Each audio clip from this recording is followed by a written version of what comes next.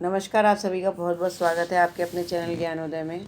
जैसा कि आप सभी लोग जानते हैं कि हिंदी के क्वेश्चंस की सीरीज़ में आपको करवा रही हूँ। 30 नवंबर का जो हिंदी यूजीसी नेट का एग्ज़ाम है उसके लिए 2000 प्रश्नों की सीरीज़ में आपको दे रही हूँ। तो ये जो हमारे प्रश्नों की सीरीज़ चल रही थी तो मैं आपको 351 से यानी 350 प्रश्न मैं आपको करा चुकी थी। पिछले वीडियो में मैंने आपको 351 से सीरीज़ दे रही थी, यानी 351 से लेके 400 की सीरीज़ में आपको देना चाह रही थी, लेकिन कुछ टेक्निकल कमी की वजह से 10 प्रश्न जो है उसके रह गए थे, तो वो मैं इस वीडियो में कंप्लीट करवा देती हूँ। तो आपके यहाँ पर 400 जो 350 प्रश्न हैं वो कंप्लीट हो जाएंगे, ठीक है। और आपको नेक्स्ट वीडियो में 400 प्रश्न आपको कंप्लीट करके मैं दूँगी, ठीक है। तो देखिए, तो हमारा जो प्रश्न चल रहा था उस समय 391 हमारा हो गया था, ठीक है। 392 प्रश्न जो है उसका आंसर भगवत लीला था। चरण कमल बंदोहराई कवितावली थी। और साहित्य लहरी जो सूरदास द्वारा रचित है, ये हम कर रहे थे। तो वास्तव में जो साहित्य लहरी है, ठीक है, इसमें पूछा गया है साहित्य लहरी जो सूरदास द्वारा रचित है वो क्या है। इसमें भक्ति प्रधानता नहीं है। बी ऑप्शन है दृष्टिकूट पदों का संग्रह है। सी है नायिका भेद का वर्णन है। और डी है उपयुक्त सभी है, ठीक है। तो इसका जो सही आंसर है वो क्या होना चाहिए। तो इसका सही आंसर है कि दृष्टकूट पदों का संग्रह। साहित्य लहरी जो है वो दृष्टकूट पदों का संग्रह है, ठीक है। उसके बाद अगला प्रश्न जो है हमारा क्या कह रहा है। अगला प्रश्न है सूर के काव्य में कितने प्रकार की भक्ति का प्रसार है, ठीक है। तो सूर का जो काव्य है उसमें 8, 9, 10 या 11 कितने प्रकार की भक्ति है। तो मैं आपको बताऊं, जो सूर का काव्य है उसमें 8 प्रकार की भक्ति दी गई है, जबकि जो राम काव्य है मतलब तुलसीदास के द्वारा जो भक्ति दी गई है वो 9 प्रकार की है, ठीक है। तो ये आप ध्यान रखिएगा, नवधा भक्ति जिसको बोलते हैं। तो 9 किसकी है, 9 तुलसीदास की है, ठीक है। और 8 किसकी है, सूर की। तो ये संख्या आप याद रखिएगा, ठीक है।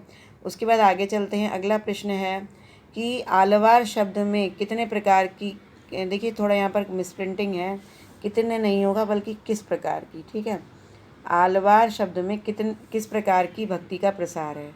तो आलवार शब्द जो है उसका अर्थ क्या है, यहाँ पर ये पूछा गया है। मेन क्वेश्चन ये है, गहरा जानने वाला, सब कुछ जानने वाला, उपासक या भक्त कवि। तो इन चारों में से जो सही ऑप्शन है वो है उपासक, ठीक है। आलवार का मतलब होता है भगवान में डूब जाने वाला, और डूब जाने वाला कौन है, उपासक, ठीक है। फिर उसके बाद चलते हैं 396 क्वेश्चन पर, ओके। तो देखिए 396 प्रश्न है, सिद्धांत पंचमात्रा किस भक्त कवि की प्रसिद्ध कृति थी। रामानंद, राघवानंद, नंददास या हरिदास। तो सिद्धांत पंचमात्रा जो है ये राघवानंद की लिखी हुई है, ठीक है। उसके बाद अगला प्रश्न है, जाको प्रिय न राम वैदेही तजिए ताहि कोटि बैरिसम यद्यपि परम स्नेही। तो ये किसकी पंक्तियाँ हैं। तो जाको प्रिय न राम वैदेही, ये बहुत ही फेमस पंक्तियाँ हैं। रामचरितमानस, विनय पत्रिका, कवितावली और रामाज्ञा प्रश्न। तो इन चारों में से सही ऑप्शन है विनय पत्रिका, ठीक है। इसका आंसर विनय पत्रिका होगा। उसके बाद अगला प्रश्न है, पुष्टि का अर्थ क्या है, ठीक है। भक्त का पोषण, भक्ति की वृद्धि, भगवान का अनुग्रह या भक्ति द्वारा पुष्ट, ठीक है।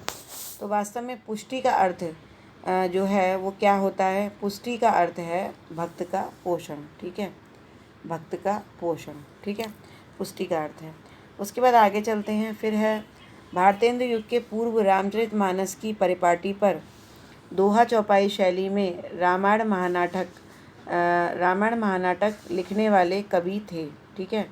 भारतेंदु युग के पूर्व रामचरितमानस की परिपाटी पर दोहा चौपाई शैली में रामायण महानाटक लिखने वाले कवि, अभी जस्ट मैंने थोड़ी देर पहले बताया था कि रामायण महानाटक किसने लिखी थी। अग्रदास, नाभादास, नरोत्तम दास और प्राणचंद चौहान। इन चारों ऑप्शन में से सही जो है वो प्राणचंद चौहान है, ठीक है। देखिए अगर रामायण महानाटक आता है तो प्राणचंद चौहान होंगे, ठीक है, क्योंकि प्राणों को बचाने के लिए आपको चंद प्राण बचे होंगे तो आपको नाटक करना पड़ेगा, ये मैंने ट्रिक आपको बताई थी, ठीक है। लेकिन अगर आपका आ जाए हनुमान नाटक, ठीक है, अगर आता है हनुमान नाटक तो उसके जो होंगे वो कौन होंगे, उसके होंगे हृदय राम, ठीक है, उसके कवि होंगे हृदय राम, ठीक। उसके बाद अगला प्रश्न है, राम काव्य धारा में कवियों की मुख्य साहित्यिक भाषा क्या थी। राम काव्य धारा आप सभी लोग जानते हैं, ब्रजभाषा जो है वो कृष्ण कवि काव्य धारा की भाषा थी। राजस्थानी नहीं थी, खड़ी बोली नहीं थी, अवधी जो है वो राम काव्य धारा के कवियों की मुख्य भाषा थी। तो दोस्तों आज मैंने आपको जो है 400 तक प्रश्न करवा दिए हैं 351 से। ये 50 प्रश्न मैंने आपको कंप्लीट करवा दिए हैं।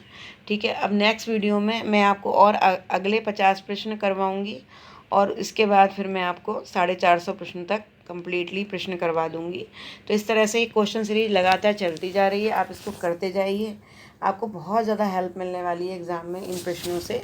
और इसके अलावा अब मैं आपको जल्दी ही जो यूजीसी नेट के जो जितने भी जो अलग से पाठ्यक्रम में जो रचनाएं हैं, उपन्यास, कहानी और काव्य, कविता वगैरह में से जो जो भी चीज़ें दे रखी हैं, विधाएं वगैरह दे रखी हैं जो पर्टिकुलरली हैं स्पेशली यूजीसी नेट के लिए सिलेबस में, तो उनको एक एक करके मैं आपको बताना स्टार्ट करूँगी अब। ठीक है, और राजभाषा पर एक वीडियो मुझे आपको देना है, तो ये सब मैं आपको दूंगी ज़रूर। ठीक है, जल्दी से जल्दी। फ़िलहाल आप क्वेश्चंस जो हैं वो लगातार करते रहिए, आप कितना भी पढ़ लें लेकिन लास्ट टाइम पर आपको क्वेश्चंस करने ज़रूरी हैं। और अगर ये 2000 क्वेश्चंस की सीरीज़ जल्दी हो गई तो मैं इसके बाद में फिर और दूसरी सीरीज़ स्टार्ट कर दूँगी, अन्य क्वेश्चंस भी आपको दूँगी। ठीक है, तो इसी तरह आप करते रहिए अपने क्वेश्चंस को लगातार, और मुझे जो है कमेंट कीजिए, आपका कमेंट मेरे लिए बहुत बड़ा मोटिवेशन बनता है। और प्लीज़ आप सभी से गुजारिश है कि वीडियो को लाइक ज़रूर कीजिए, कमेंट ज़रूर कीजिए और मुझे लगातार मोटिवेट करते रहिए, जिससे मैं आपके लिए लगातार ये सीरीज़ देती रहूँ। तो फिर मिलती हूँ नेक्स्ट वीडियो में नए नए प्रश्नों के साथ। नमस्कार।